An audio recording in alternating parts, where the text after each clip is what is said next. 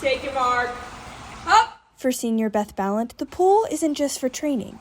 It's a laboratory. With plans to attend physical therapy school, she wanted to tackle a major gap in sports science: how to accurately assess aerobic fitness in swimmers. That there was a million and one things that I could do, and I ended up really wanting to do, doing something with swimmers because I'm a swimmer, and that was something that was important to me.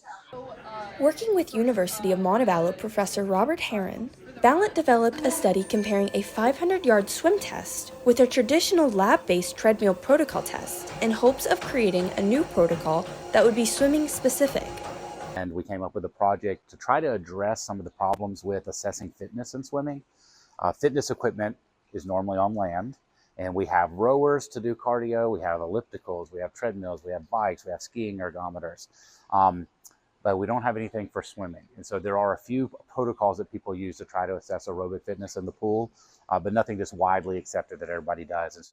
Balent's study captured and analyzed the oxygen swimmers exhaled post-swim, providing new insights into their aerobic efficiency, and she hopes her work lays the foundation for better testing methods.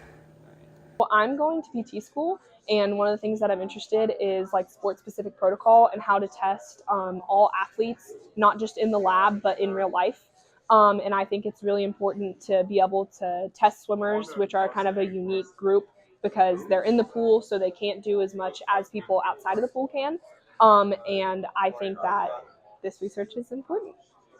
As for what's next, Balent is preparing for physical therapy school, where she'll continue her passion for sports science.